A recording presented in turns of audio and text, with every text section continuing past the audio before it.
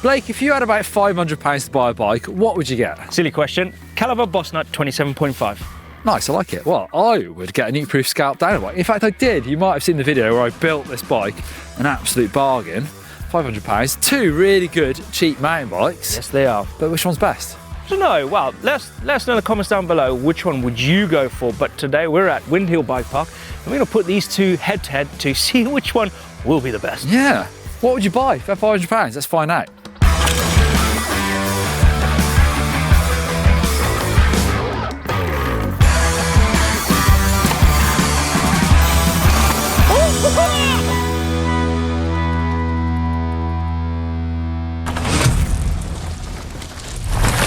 This is my Caliber Boss Nut. Cost me about 600 quid off Facebook Marketplace. It is a medium-sized frame, 130mm of travel front and rear, 27.5 wheels front and rear. I got a dropper post. I got some beautiful Hope brakes here, hydraulic, so they're going to be working in the cold weather. The gear is on this bike. I got a 1x11 setup here, and I've got a beautiful gold chain. Blake, 600 quid. I thought we said 500 quid. My Neat-Proof Scalp cost me about 500 quid. It's 26-inch wheel downhill bike, 200mm of travel, RockShox boxer up front. It's 1x1, it's a single speed, so it might be a bit tricky getting speed for some of the jumps today, but love this bike and it's an absolute bargain.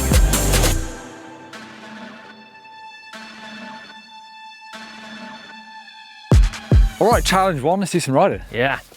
Drops and jumps, jumps and drops.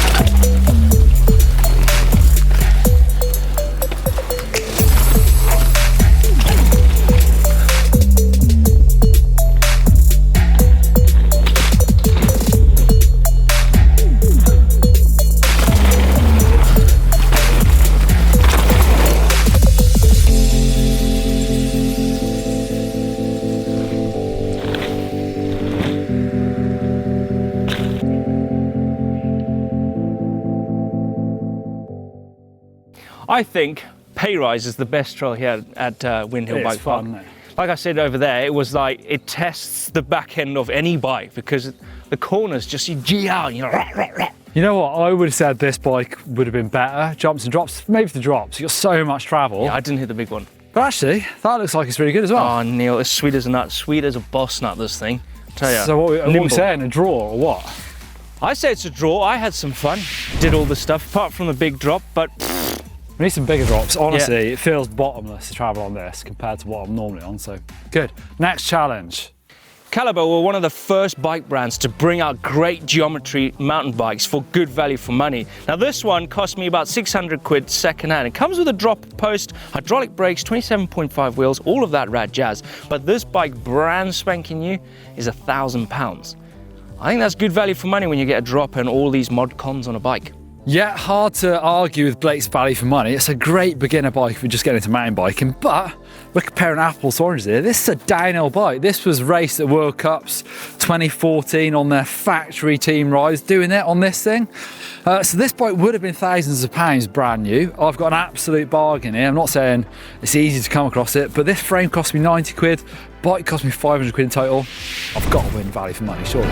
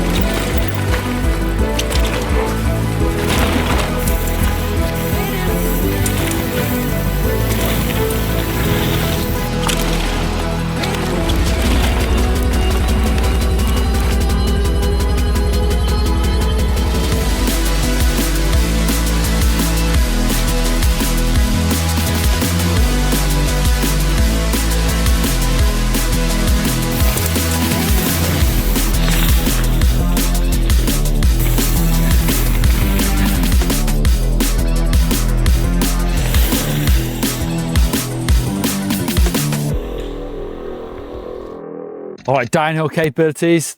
This is like a monster truck. You kind of forget how bottomless 200mm actually feels, like it charges through. It feels super solid as well. It's got such wide, like all the bearings and pivots. It's just kind of really good. You know, a bike works really well when it sounds incredible coming towards you on the trail. It does look the nuts on the downhills. This, to be honest, it's good, but it's not great. The head angle is quite steep. You've got a super high saddle. You've got 130mm travel all round, and I kind of, when it gets a bit chunky like that up there, yeah. Ooh. I think this wins, On but edge. however, I've set this up single speed, so I'm not helping myself that much. And on the flatter bits, it feels a bit overkill, British downhill tracks. But, you know, if you had a bigger hill, a bit more elevation, this would win by a mile. Easy. But we're at the bottom. Should we go to the top? yeah, well, I'm going to have to push. Honestly, the gear feels so big. It's like, you have to get up to speed before you can pedal it. Well, that's going to be hard going up hills with no dropper and 11 speed.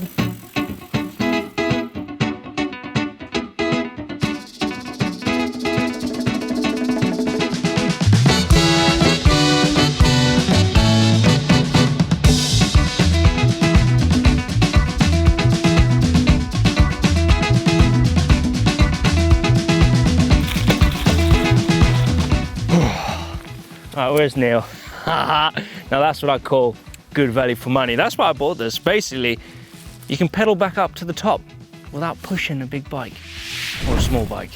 Anyway, Neil will be here in a minute. All right, cheap bikes. We've had some fun on them at least. Cool, we had some good times, Neil. I actually really enjoy riding this. It's kind of why I built it, just for shredding down bike parks. But I guess, you know, the limitation of this, if you don't live near a big hill with an uplift, you just got to push it back up. So for me, it's going to be like an N+1. It's a second bike to have. You know, ride your all mountain bike and then take this for some shredding. But I think as your only bike, it's kind of restrictive. Yeah, it does look cool. And actually, it sounded incredible on the trail, which I was a bit jealous. I was like, oh man, that's nice. But this, I'll still go with the Boss Nut. Why? Because it's 130mm travel, you got a dropper, you can go and hit the trails. A bit like in the UK, it's a bit, you know, Yeah. flat. This, I think every day. You can always upgrade wheels and fork stuff if you want to, I Oh guess. yeah, 100%, yeah. Let us know if you've got a cheap bargain, what you've bought, and which of our bikes you'd prefer to have yourself. And yeah, don't forget to subscribe. So yeah, cup of tea, cup of tea, cup of tea.